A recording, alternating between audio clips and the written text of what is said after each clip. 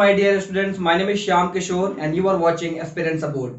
Guys, today I am here with a very interesting and very useful set of words that might confuse you when you are about to use those words, because there are a few words which sound similar.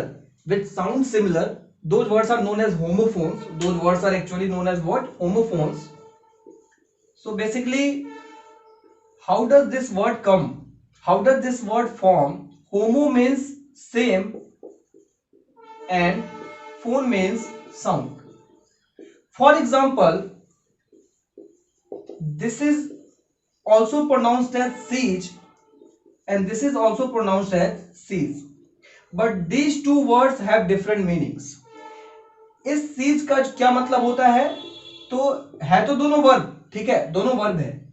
This siege means जब्त करना, to capture something, not in a negative sense.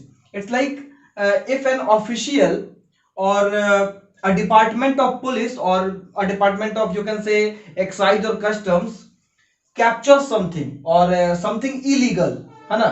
तो किसी चीज को अपने कब्जे में कर लेता है, किसी इलीगल चीज को अगर जब्त कर लेता है तो वहां पे हम सीज का यूज करते हैं. But this cease means to stop, यानी खत्म कर देना. For example, cease fire. So cease fire is a term very popular when there is any conflict between two countries, like between India and Pakistan. So whenever Pakistan violates any treaty or any negotiation that is going around, so we say that Pakistan has violated ceasefire. So it means कि fire का मतलब आग होता है, मतलब जैसे लड़ाई चल रही हो, and ceasefire means लड़ाई खत्म हो चुकी है. So you can remember this word siege from here only. ceasefire से आप siege को हमेशा याद रख सकते हो. This siege is different. बोलते हैं ना कि मेरे बाइक का पेपर नहीं था, मेरे पास डीएल नहीं था, आरसी नहीं थी, तो मेरी बाइक सीज हो गई. सो ये सीज का वो मतलब है. ये एक एग्जांपल था होमोफोन्स का. बट ऐसा नहीं है कि जो वर्ड्स हम लोग आज डिस्कस करने वाले हैं वो सारे के सारे वर्ड्स होमोफोन्स होंगे. बहुत बार ऐसा होता है कि वर्ब के कुछ इररेगुलर फॉर्म्स होते हैं, है ना, और वहां पे स्टूडेंट्स कंफ्यूज कर जाते हैं. और ऐसे क्वेश्चंस एग्जाम में जरूर पूछे जाते हैं. बहुत सारे एग्जाम्स में, बैंकिंग के एग्जाम हो या फिर एसएससी के एग्जाम्स हो, क्वेश्चंस पूछे जाते हैं बहुत ज्यादा. ठीक है, तो उन्हीं कुछ क्वेश्चंस को, और and guys, this is one of the ways in which we can learn any new concept or any new word. And today's way is learning everything from the questions, directly from the question. Okay, मतलब question आपको दिखेगा, ठीक है, और सीधा question के form में ही हम चीजों को याद करते या फिर लर्न करते चले जाएंगे. समझ रहे हैं आप मेरी बात? सो वन बाय वन मैं आपको कुछ क्वेश्चंस कराने वाला हूं और आप उन क्वेश्चंस को जो है उसमें क्या प्रॉब्लम है, फिर उस क्वेश्चन में क्या क्या उसमें वर्ड्स हैं जो बहुत कंफ्यूजिंग है या फिर जिनको मिस यूज किया जा सकता है, बहुत ही इजीली आप जो है उनसे धोखा खा सकते हो उन वर्ड से. तो उन्हीं कुछ वर्ड्स की लिस्ट है. Okay, so let's start one by one. Okay guys, let's see the question one by one. The very first question is, you should not sever connection with your old friends. So there is a word sever and there is a word sever. So the very basic difference between these two words is that sever is an adjective and it means hard, it means harsh, or you can say bad. For example, I say severe headache, यानी कि बहुत तेज sir का दर्द. ठीक है, बचपन में application लिखते थे ना, झूठ वाला एप्लीकेशन, सेवियर हेडेक, ये बहुत एक कॉमन टर्म बन गया था बचपन में एप्लीकेशन लिखने टाइम पे, मुझे छुट्टी चाहिए भाई. But this sever is a verb. ठीक है, this is very important to understand the difference of parts of speech. We need not only understand the difference between meaning, we must understand the difference between parts of the speech. How can this be useful for us? Just see, our example is you should not, आप इसको देख पा रहे होंगे, you should not sever and something like that, उसके बाद कुछ लिखा हुआ है. अगर सिर्फ इतना ही पता होता कि सेवियर एडजेक्टिव है, भले ही मीनिंग नहीं पता हो, है ना। मैं मान के चल रहा हूं कि ठीक है आपको इन दोनों में डिफरेंस नहीं पता है, कोई प्रॉब्लम नहीं। अगर सिर्फ आपको इतना पता हो तो पता होता कि ये एडजेक्टिव है, क्या शुड नॉट के बाद वर्ब का फर्स्ट फॉर्म नहीं आता है? बोलो, क्या शुड नॉट के बाद वर्ब का फर्स्ट फॉर्म नहीं आता है? I should not complain much, है ना। You should not waste your time. So should not के बाद तो वर्ब आना चाहिए। सो ऑब्वियसली सेवियर यहां पे नहीं होगा। मतलब इतना तो कंफर्म कर सकते थे ना कि सेवियर नहीं होगा। And in examination the best thing about error questions is you are not required to correct the sentence, you are just required to find out the error. You understand the difference? आपको सही नहीं करना है, इसको सिर्फ गलती ढूंढ के निकालना है, बस दैट्स इट। सही कैसे होगा कैसे नहीं होगा ये, और वैसे भी सही करने का ऑप्शन नहीं दे सकते। एक सेंटेंस को सही करने के बहुत सारे वेज हो सकते हैं। तो फिलहाल ये तो पूरा कॉन्सेप्ट हो गया, ये तो समझ में आ गया आपको कि सेवियर एडजेक्टिव है, मतलब होता है हार्ड, हैश, बैड, ठीक है। और ये जो सेवर है ये एक वर्ब है और इसका मतलब होता है to, you can say to separate, ठीक है, सेपरेट कर लेना, अलग कर लेना, ठीक है, टू सेपरेट, अलग कर लेना। तो यहां पे यू शुड नॉट, ऑब्वियसली यहां वर्ब चाहिए, इतना तो आपको सीधे पता लग जाता कि ये सेवियर गलत है। यहां पे कुछ ना कुछ अलग होगा, वहां पे क्या होगा, सेवर होगा। और सेंटेंस जो है बिल्कुल मीनिंगफुल है, you should not sever connection with your old friends, यानी कि आपको अपने पुराने दोस्तों से कनेक्शंस खत्म नहीं करने चाहिए, या फिर आपको सेपरेट इतनी आसानी से नहीं होना चाहिए। सो I'm sure you are able to see the question here. Due to continuous rain, the flood water has raised 1 foot. So ये जो राइज और रेज है ना, ये बहुत ज्यादा कंफ्यूज करने वाले वर्ड्स में से है, बहुत ज्यादा, है ना। ये राइज और रेज में बहुत ज्यादा कंफ्यूजन होती है। मैं आपको कुछ चीजें बताता हूं, आप राइज और रेज में ध्यान रखें। आपको इतना तो समझ में आ गया होगा कि इस क्वेश्चन में करना क्या है भाई। तो जो ये रेज्ड लिखा है ना, वो रेज्ड गलत है, रेज्ड नहीं होगा इस क्वेश्चन में, रेज्ड गलत है, रेज्ड की जगह पे राइजन होगा, रेज्ड की जगह पे राइजन होगा। क्यों होगा भाई? इस तरह से समझते हैं कि आज के बाद राइज और रेज में आपको कोई प्रॉब्लम नहीं हो। Let's see the first thing, both are verbs, no problem, both are verbs. Rise means, एक तो राइज का मतलब जैसे जागना होता है ना, जागना होता है। राइज का सेकेंड फॉर्म रोज होता है और थर्ड फॉर्म राइजन होता है, ठीक है। राइज का मतलब बढ़ना भी होता है। राइज का मतलब क्या होता है बोलो? बढ़ना भी होता है। राइज का मतलब बढ़ना, जैसे for example rise in the prices of oil, rise in the, you will not say raise in the prices of oil, obviously you will say rise in the prices of oil. So in a way we can say rise is a noun as well, यानी rise एक noun भी है। rise का मतलब बढ़ोतरी, noun है तो, और जब verb हुआ तो बढ़ना, ठीक है। तो rise का मतलब बढ़ना।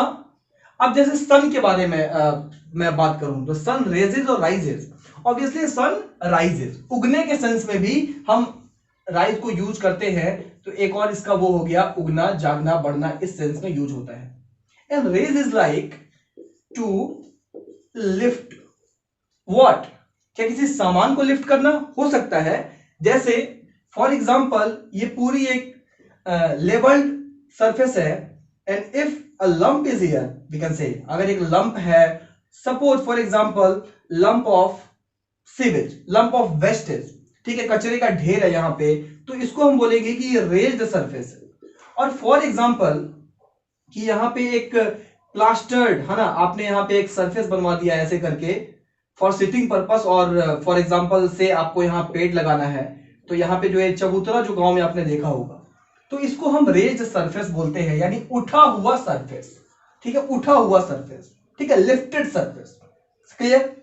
क्लास में खड़ा होकर टीचर को बोलना है कि any one of you if has any doubt over this question then please raise your hand or raise your hand। आप क्या बोलोगे? बोलो obviously raise your hand। Clear? हाँ, इसके बीच में एक और डिफरेंस, और बहुत अच्छा डिफरेंस है, आप यहां से भी चीजों को समझ सकते हैं। वो डिफरेंस ये है, देखो ये दोनों वर्ड्स बहुत ज्यादा इंपॉर्टेंट है, बस आज के बाद गलती नहीं करनी है आपको। जहां पे सबसे ज्यादा चीजें पूछी जाती है, एक तो मैंने एग्जांपल ही लिया है, नदी में पानी बढ़ जाता है तो राइज ही यूज करेंगे, रेज यूज नहीं करेंगे। समझ में आ रहा है आपको? एक और इसमें यह है कि राइज का यूज हम तब करते हैं जब इंस्पायर्ड बाई इट सेल्फ और one self, inspired by it self और वन सेल्फ। फॉर एग्जाम्पल देखो, मैं ये कहना चाह रहा हूं कि जब कोई चीज स्वतः होती है, खुद से होती है ना, खुद से होती है, स्वतः होती है, खुद से होती है, तो उसको हम बोलते हैं राइज। बट रेज हम तब बोलते हैं जब जब जब जब किसी और की वजह से हो, है ना। So students are raising their hands because of teacher's command, ठीक है।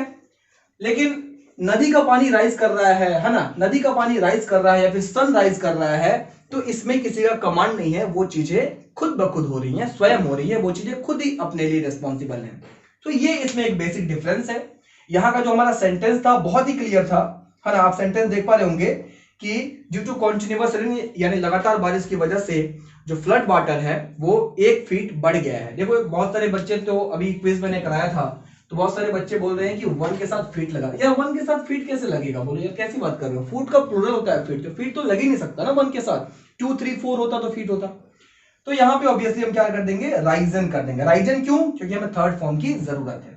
अच्छा, जैसे राइज का सेकेंड फॉर्म रोज और राइजन हुआ, ठीक उसी तरीके से रेज का सेकेंड फॉर्म, थर्ड फॉर्म क्या होता है, तो raise, raised and raised. I don't think यहां पे अब कोई प्रॉब्लम या मुश्किल आपको होने वाली है, ये मेरे ख्याल से एकदम क्लियर होगा। Is it okay guys? Okay, और next question is, he winded oblique wound his watch to keep it running. So यहां पे सारी प्रॉब्लम इस विंड और इस वुंड की है, ठीक है।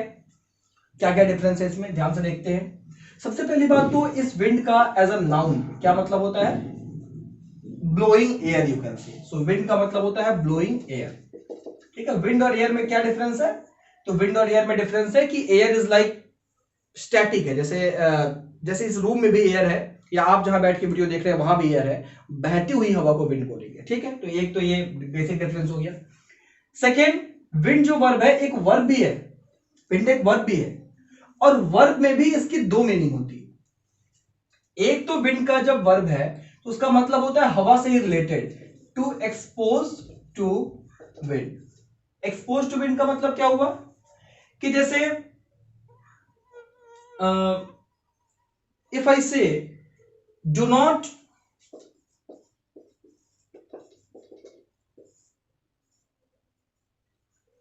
Wind the clothes now, they might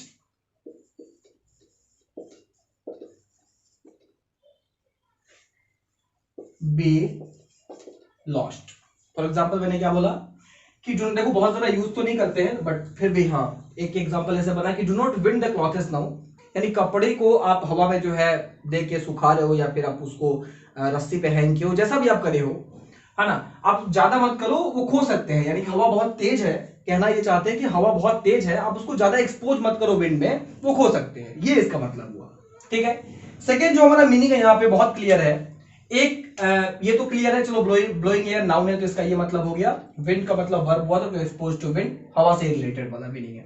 but यहां जो मैं बताने वाला हूं ये बड़ा इंपॉर्टेंट है, समझिएगा बात को। विंड का मतलब होता है टू ट्विस्ट, ट्विस्ट करना किसी चीज को, टू टाइट, है ना, किसी चीज को टाइट करना, किसी चीज को, जैसे किसी चीज को कर्ल करना, स्प्रिंग के जैसे, टू कर्ल एज स्प्रिंग, ठीक है, एक स्प्रिंग की तरह से इसको कर्ल करना या ऐसा कुछ करना।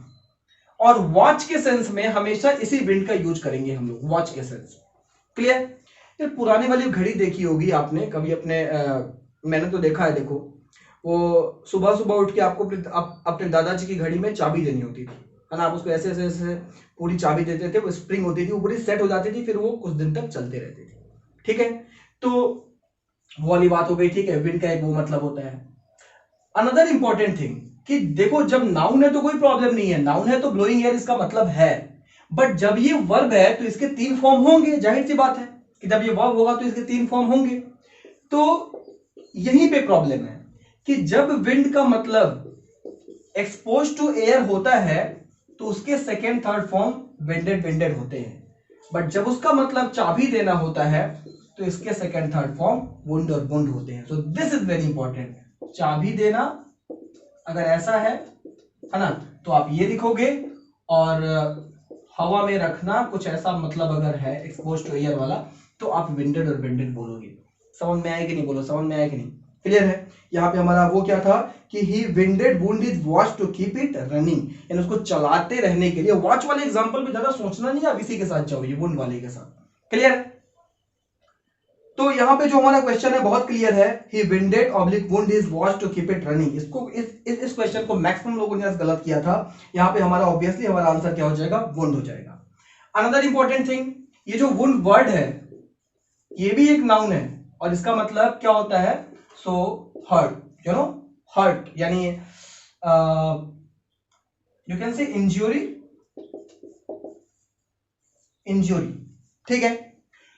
वुंड यानी घाव बोल सकते हैं हिंदी में, ठीक है। ये भी एक वर्ब है, यानी जैसे घाव कहीं हुआ है, ठीक है, तो उसको भी वुंड बोलेंगे। बट किसी को हर्ट करना, इंज्यूरी देना, उसको भी वुंड बोलेंगे। तो एक वर्ब भी है, और तब इसका सेकंड थर्ड फॉर्म, मैंने आपको बोला ना कि जब भी वर्ब होगा तो सेकंड या थर्ड फॉर्म की बात करेंगे, सेकंड थर्ड फॉर्म होगा उसका, नाउन होगा तो नहीं होगा ऑब्वियसली। सो वुंड है, नाउन है तो इंज्यूरी, और वर्ब है तो इंज्यूरी देना, सो या हर्ट करना, सो वुंडेड एंड वुंडेड, ऐसे हम लोग बोलेंगे, क्लियर है।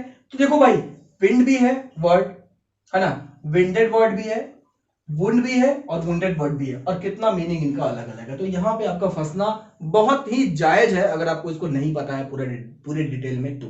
बट आई होप कि आज के बाद आप गलती नहीं करेंगे, ठीक है। एक तो एग्जांपल भी हमारे दिमाग में सेट है कि चाबी वाला एग्जांपल, घड़ी वाला एग्जांपल आएगा तो भाई विंड का विंडेड विंडेड होता है, विंड का सॉरी वुंड वुंड होता है, क्लियर। और विंडेड विंडेड कब होता है, जब हवा में एक्सपोज करने की बात हो रही हो तो विंडेड विंडेड होगा, clear guys. So next question, you will be able to see the question here. The stranger is trying hard to lift the bag that weighs 200 kg, 200 kg। So ये क्या लिखा हुआ है, जरा देखना, वेट्स, वेट्स लिखा हुआ है सॉरी। अब ये वेट्स का वेट्स बना, इसका मतलब वेट का क्या बना है, वर्ब बना, हमें वर्ब की जरूरत है। सेंटेंस में क्या लिखा हुआ है बोलो, कि the stranger is trying hard to lift the bag that something. तो यहां पे लिखा हुआ है दैट, और दैट के बाद कुछ आ रहा है, और फिर लिखा हुआ है कि 200, यानी जिसका वजन इतना है। तो इसका मतलब ये हुआ कि हमें यहां वर्ब चाहिए, बोलो भाई यहां वर्ब चाहिए।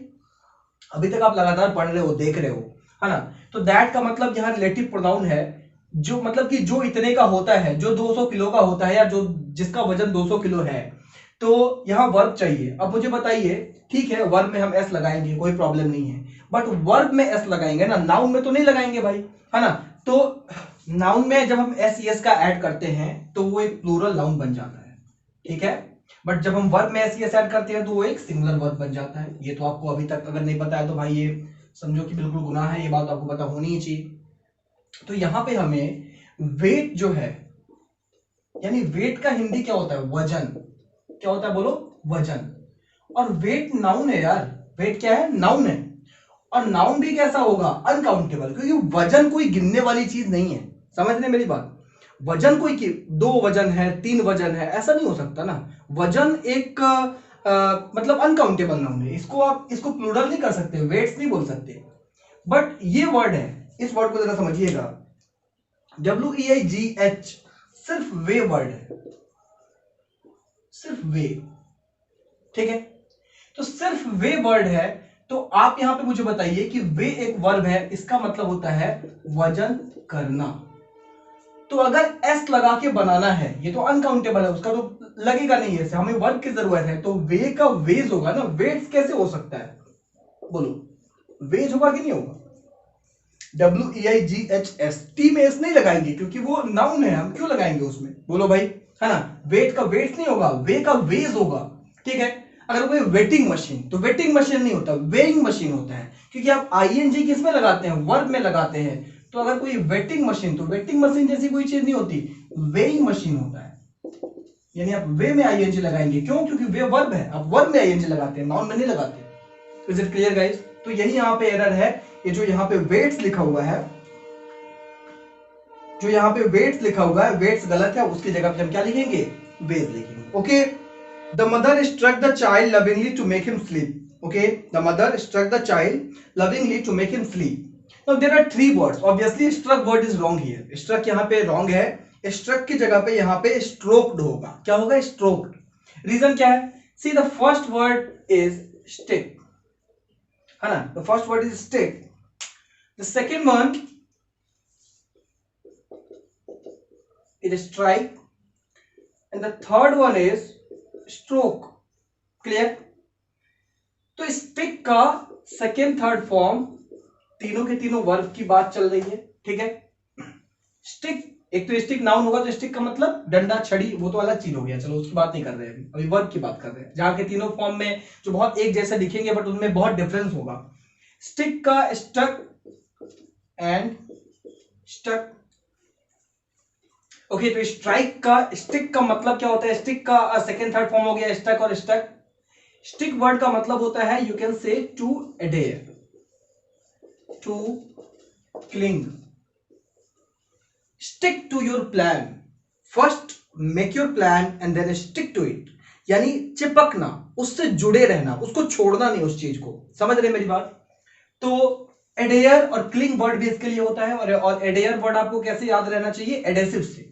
एडेसिव मतलब जोड़ने वाला, एडेसिव का मतलब क्या होता है, जोड़ने वाला। सो जोड़ने वाली चीज उसको कभी छोड़ेगी नहीं, तो एडेयर वर्ड आपको ऐसे याद रहेगा, ठीक है। तो स्टिक का मीनिंग ये होता है to adhere, to cling. Stick का second third form stuck and stuck होता है। स्ट्राइक का सेकेंड थर्ड फॉर्म स्ट्रक और स्ट्रक भी होता है एंड स्ट्राइकन भी होता है। देखो बहुत सारी ऐसे वर्ड्स होते हैं वर्ब में, है ना, बहुत सारे ऐसे वर्ड्स होते हैं जिसका जब हम थर्ड फॉर्म की बात करते हैं हम लोग, तो वहां पे दो दो वर्ड हो जाता है। जैसे फॉर एग्जांपल, अभी वर्ब चैप्टर पढ़ेंगे तो मैं इस पे बहुत एग्जांपल आपको कराऊंगा, बट फिलहाल के लिए मैं आपको इतना बता दूं कि जब भी ऐसा हो, जैसे फॉर एग्जांपल ड्रिंक, ड्रिंक का सेकेंड फॉर्म ड्रैंक है, थर्ड फॉर्म ड्रंक भी है, ड्रंकन भी है। तो इसका क्या मतलब हुआ कि ड्रंक का यूज हम तब करेंगे जब हमें एक वर्ब की जरूरत होगी सेंटेंस में, जब हमें सच में एक वर्ब की जरूरत है। सच में एक वर्ब की जरूरत होने का मतलब कि इसके पहले हैज, हैव, हैड आया, है ना, तो हम लोग थर्ड फॉर्म यूज करते हैं वर्ब का। बट ड्रंकन का यूज एज एन एडजेक्टिव करेंगे हम लोग। For example, if I want to say कि एक पिया हुआ आदमी, एक आदमी जिसने पी लिया है, सो ही will not say a drunk man, because there is no has or have or had or any auxiliary verb that demands a verb, जो एक verb की डिमांड करता हो, ऐसा कोई auxiliary verb इसके पहले है नहीं। In fact, man is a noun, a is an article, so here we need an adjective। तो इसलिए यहां पे drunk a drunk man नहीं होगा, a drunken man होगा। Reason is quite clear, we need an adjective। समझ में आ रहा है आपको?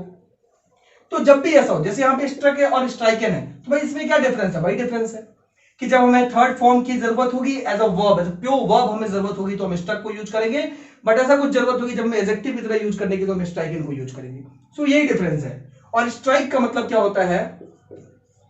टू हिट, हिट करना, स्ट्राइक करना। ओके, तो स्ट्रोक का मतलब क्या होता है? सो स्ट्रोक का मतलब होता है जैसे पैट करना, है ना, जैसे थपथपाना किसी चीज को, स्ट्राइक स्ट्रोक करना, ठीक है, उसको थपथपाना। बहुत सारे मीनिंग्स होते हैं, मतलब बहुत सारी मीनिंग्स होती हैं। स्ट्रोक का बहुत सारा मतलब होता है, क्रिकेट में भी स्ट्रोक लगता है पैसे की, that was a good stroke, ठीक। तो स्ट्रोक का मतलब, और स्ट्रोक का सेकेंड थर्ड फॉर्म स्ट्रोक हो सकता है, ठीक है। Now see our example, our example says, our example says the thief struck the house owner with a rod on his head, and actually we have two examples here. The mother struck the child lovingly to make him sleep, ठीक है, the mother struck the child lovingly। so struck का मतलब तो hit करना है, so a mother is not going to hit his children, hit her children, है ना, mother is never going to hit her children, ठीक है। and in fact lovingly word is there to make him sleep, उसको सुलाने के लिए माँ ने उसको क्या किया? obviously stroke, यानी थपथपाया उसको प्यार से। a mother is not going to hit her children, है ना। so obviously ये जो सेंटेंस है मदर वाला, इसमें स्ट्रक नहीं होगा, उसमें क्या होगा? स्ट्रोक्ड होगा। क्लियर है? स्ट्रक गलत है, स्ट्रोक्ड होगा। बट जो सेकंड सेंटेंस है, the thief struck the house owner with a rod in his head, on his head, है ना, on his head, यानी उसके सर पे देके मारा एक रॉड से थीफ ने हाउस ओनर को, तो वो थपथपाएगा नहीं कि रॉड लेके ऐसे धीरे धीरे बता रहा है उसको।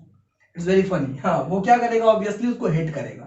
सो वहां पे थीफ वाले एग्जांपल में हमें स्ट्रक चाहिए, ठीक है। थीफ वाले एग्जांपल में हमें क्या चाहिए? हिट करने वाला वर्ड यानी कि स्ट्रक चाहिए, और मदर वाले एग्जांपल में हमें थपथपाने वाला वर्ड दैट इज स्ट्रोक चाहिए। आई होप आपको ये तीनों वर्ड्स क्लियर हो गए। देखो इतना इसमें बहुत ही ध्यान से आपको समझना पड़ेगा स्ट्रक एंड स्ट्रक के बीच का डिफरेंस। समझ रहे हैं? स्टक और स्ट्रक, तो इसके बीच का डिफरेंस आई होप आपको क्लियर होगा। ठीक है, स्टिक का मतलब हमेशा याद रखिए, स्टिक का मतलब एडेयर करना, क्लिंग, सी एच नहीं लिखा हुआ है, सी एल आई लिखा हुआ है। ठीक है बच्चों, तो आई होप आपको ये वाला क्लियर हो गया होगा। हम बढ़ते हैं अपने नेक्स्ट क्वेश्चन की तरफ। Okay guys, you will be able to see the next question here. Your face invokes memory of my school days friend. ठीक है, so there is a word evoke and there is a word invoke. ठीक है, दो word है आपके सामने, एक word है इवोक, एक वर्ड है इन्वोक। ये जो इन्वोक वर्ड है ये वर्ब है और इसका मतलब होता है, हिंदी में तो बड़ा अच्छा वर्ड है, आवाहन करना। आवाहन करना is like to call upon, you can say to call upon, है ना, आवाहन करना। इन्वोक का मतलब आवाहन करना। फॉर एग्जाम्पल इफ आई से अ सेंटेंस, मैं एक सेंटेंस बोलता हूं, आप समझिएगा। Don't question our rituals, don't question our rituals, it might invoke god's wrath. ठीक है, don't question our rituals, it might invoke god's wrath. यानी कि ये बुला सकता है, आवाहन कर सकता है भगवान के क्रोध का। समझ रहे मेरी बात? भगवान के क्रोध का। और एग्जांपल क्या है कि your face invokes memory of my school days friend. तो मेरे स्कूल के दिनों का जो दोस्त है वो कोई भगवान नहीं कि मैं उसका आवाहन कर लूंगा तुम्हारा चेहरा देख के, है ना। इसका मतलब हुआ कि इवोक यहां पे होगा, यहां पे इन्वोक्स की जगह पे, इस सेंटेंस में जो आप यहां पे देख पा रहे होंगे, इन्वोक्स की जगह पे क्या होगा बोलो? इवोक्स होगा। रीजन क्या है? इन्वोक का तो कोई सेंस नहीं, इन्वोक का मतलब तो आवाहन करना हो गया, है ना। इन्वोक का मतलब आवाहन करना, दैट इज किसी को बुलाना, जैसे, है ना, जैसे भगवान वगैरह के सेंस पे आपने देखा यहाँ पे। इवोक का मतलब होता है to, you know, to give manifestation of something, manifestation of something और समवन, ऑफ STH जब भी मैं लिखूं तो इसका मतलब समथिंग और समवन, यू नो, फीलिंग्स, या फिर इससे इमोशंस और फीलिंग्स से रिलेटेड चीजें। जैसे जैसे मुझे किसी की याद आ गई, है ना, किसी को देख के मुझे किसी की याद आ गई, तो मैंने उसको याद नहीं किया, मैंने उसको बुलाया नहीं, बट मुझे उसकी याद आ गई, तो यहां पे मैं इवोक का यूज कर सकता हूं। सो आप ऐसे समझो कि याद आना, सिंपल सी भाषा में समझा जाए तो याद आना, है ना, ऐसे बोल सकते हैं। फीलिंग्स और इमोशन से रिलेटेड चीजें हैं, फीलिंग्स और इमोशन से रिलेटेड चीजें हों तो आप यहाँ पे इन्वोक के साथ नहीं जाएंगे, किसके साथ जाएंगे? इवोक के साथ जाएंगे। आई होप आप समझ पा रहे होंगे। यहाँ पे एग्जांपल भी आपके सामने है ना, एग्जांपल बहुत ही क्लियर है कि यहाँ पे है योर फेस, यानी तुम्हारा जो चेहरा है मुझे किसी की याद दिलाता है। यहाँ पे 100% यही मतलब है, तो इन्वोक्स नहीं होगा, क्या होगा बोलो गाइस? इवोक होगा। क्लियर? एलिसिट एक वर्ब है, इलिसिट एक एडजेक्टिव है, बस इतने से ही क्लियर हो जाएगा। वैसे तो सिर्फ इतना ही काफी है, मीनिंग नहीं भी पता हो तो भी आप इसका आंसर बता सकते हैं, बट फिर भी मीनिंग की बात करते हैं। इलिसिट का मतलब होता है इलेजिटिमेट, इलेजिटिमेट, इलीगल, अवैध। ठीक है, इनअप्रोप्रिएटेड, यू कैन से इनअप्रोप्रिएट भी बोल सकते हैं, बट एलिसिट का मतलब होता है to draw out. It's like to draw out information of something. ठीक है, इंफॉर्मेशन के सेंस में। जैसे फॉर एग्जाम्पल इफ आई से a sentence, the police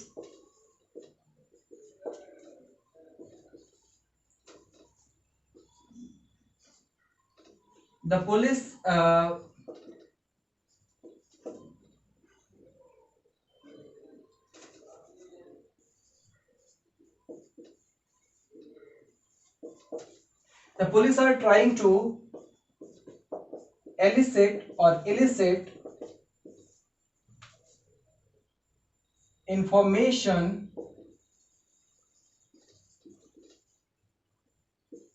related to robbery. तो यहां पे देखो, या तो आप सीधा ये समझ लो कि ट्राइंग टू, तो यहां वर्ब का फर्स्ट फॉर्म चाहिए, एलिसिट होगा, एलिसिट गलत है। या तो फिर आप मीनिंग के थ्रू जाओ कि यहाँ पे अवैध नहीं बोलना है, इंफॉर्मेशन को ड्रॉ आउट करना है, यानी इंफॉर्मेशन निकलवाना है किसी से। ठीक है, तो वहां पे हम क्या यूज कर सकते हैं? एलिसिट। बट ये जो सेंटेंस है, ये लिखा हुआ है सेंटेंस, थोड़ा सा इनअप्रोप्रिएट सेंटेंस है, but I hope you all are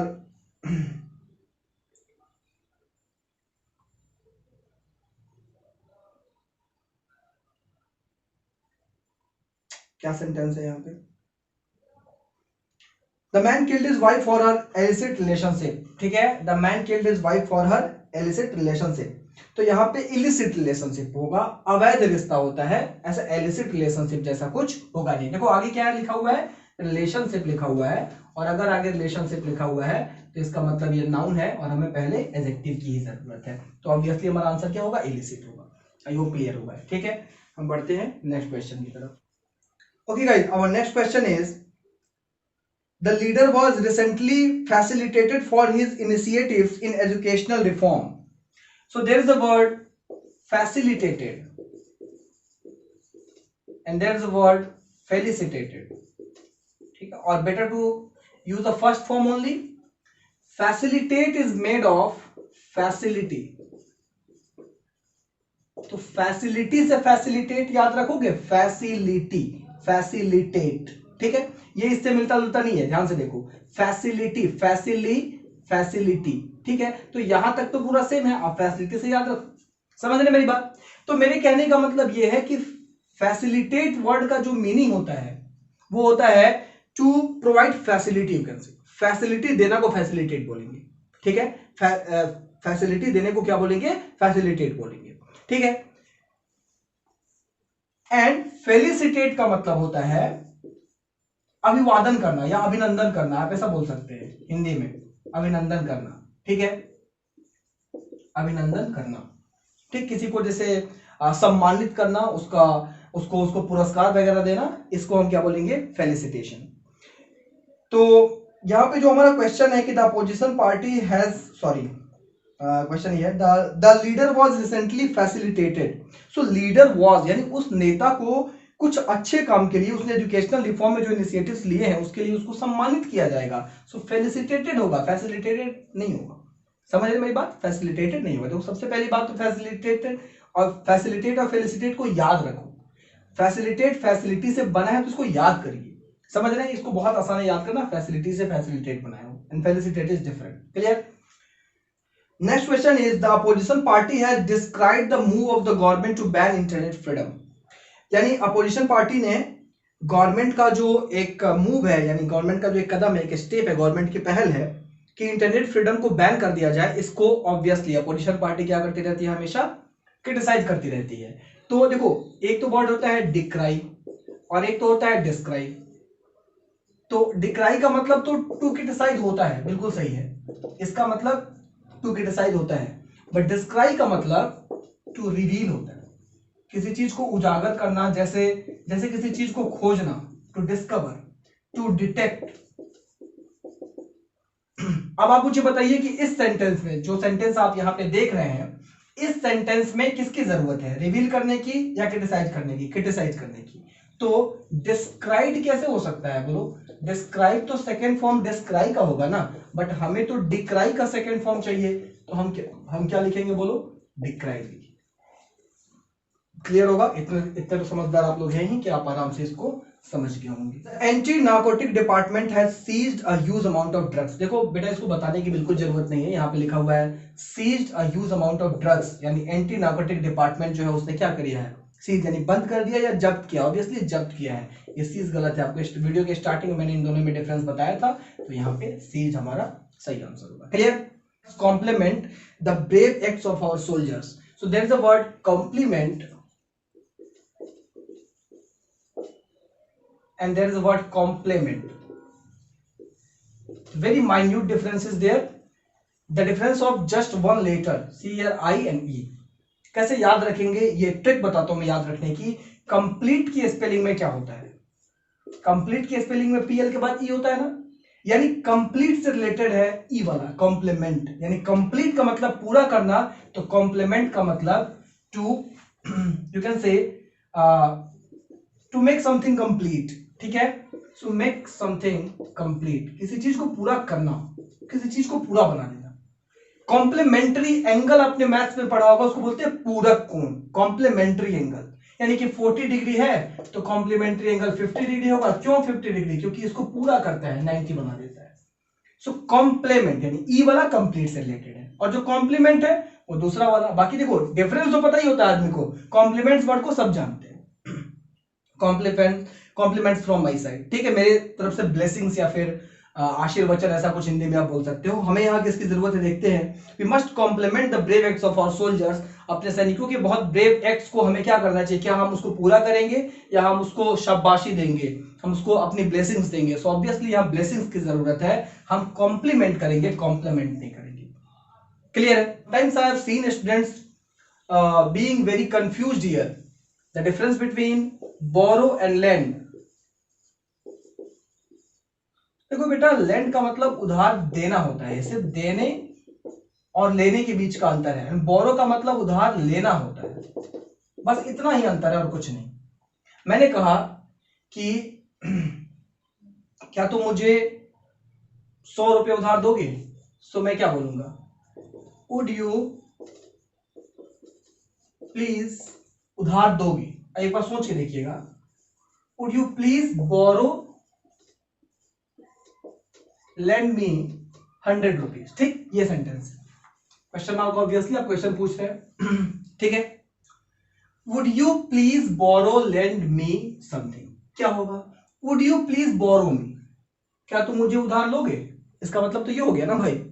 would you please borrow me, क्या तुम मुझे उधार लोगे, तो कैसे ले सकते हो, मैं तो कह रहा हूं कि वुड यू प्लीज, क्या तुम मुझे उधार दोगे, तो उधार देना, तो उधार देना इज व्हाट, लेंड, बोरो नहीं होगा, लेंड ही होगा। बट अब जिस भी सेंटेंस को लेंड से बनाएंगे ना, उस सेंटेंस को बोरो से भी बनाया जा सकता है। तो ये जो सेंटेंस है एग्जैक्टली इक्वल है। अगर मैं इसको ऐसे लिखूं कि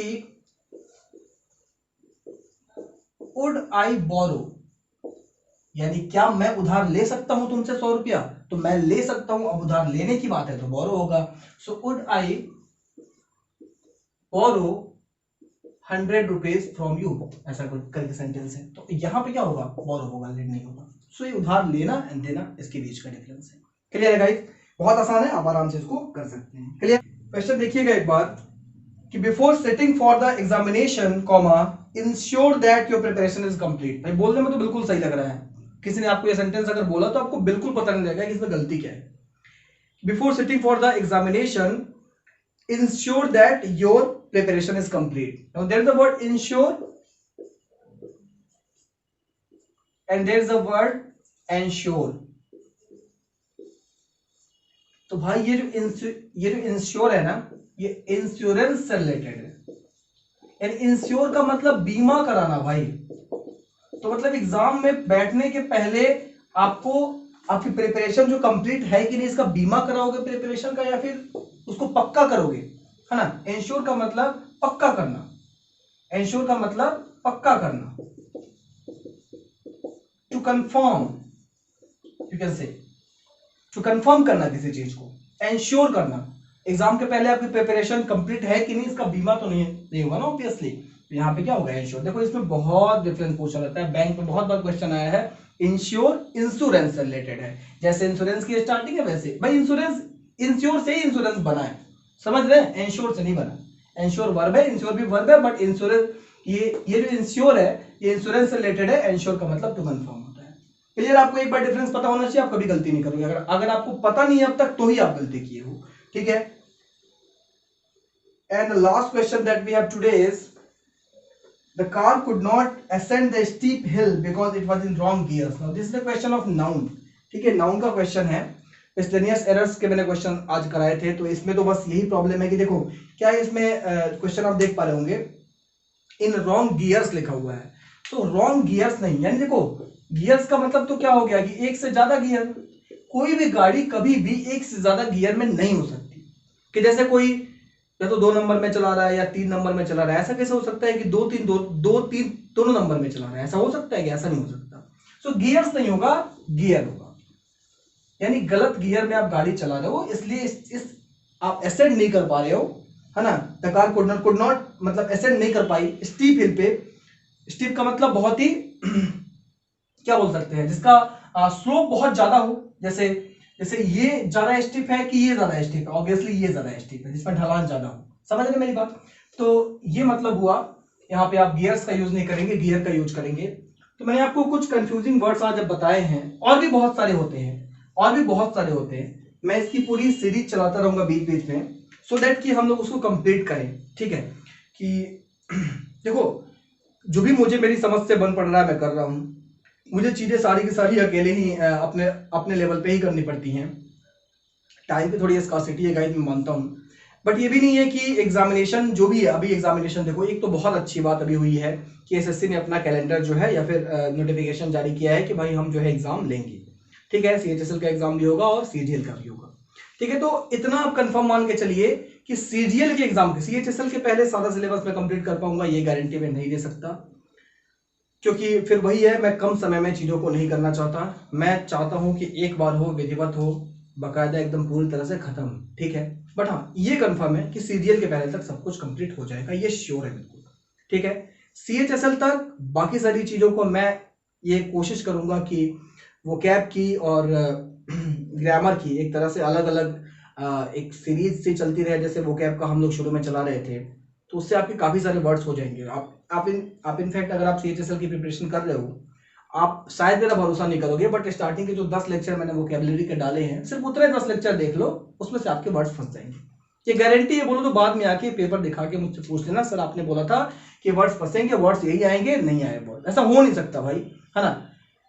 क्योंकि अगर आपके एग्जाम में 3 क्वेश्चन आते हैं, 3 क्वेश्चन का मतलब टोटल 15 वर्ड है, 3 क्वेश्चन वाले और 4 ऑप्शन वाले, तो 5 3 15। सो उन 15 वर्ड्स में से 10 से 10 to 12 वर्ड्स जो होंगे वो उसी वोकैबुलरी 1 to 10 लेक्चर्स के होंगे, ये गारंटी है, समझे। और अगर आपको 15 वर्ड्स में से 10 वर्ड्स पता है तो आप 100% क्वेश्चन कर पाओगे। क्लियर है? तो एक तो आपका काम उतने से चल जाएगा, बट फिर भी आई एम ट्राइंग कि मैं एक सीरीज के साथ हूं, एक वोकैबुलरी की सीरीज विद समथिंग लाइक 1000 और 1500 मोस्ट इंपॉर्टेंट वर्ड्स। देखो 1000 1500 1000 2000 शब्द है, वही सारे एग्जाम्स में घूमते रहते हैं, उतने वर्ड्स आपको पता है तो आपको कोई प्रॉब्लम होगी ही। आप मेरी बात समझ रहे हैं? और मैं कोशिश करूंगा कि ग्रामर जितना ज्यादा मैं पढ़ा पाऊं उतना ज्यादा मैं पढ़ा दूं, है ना।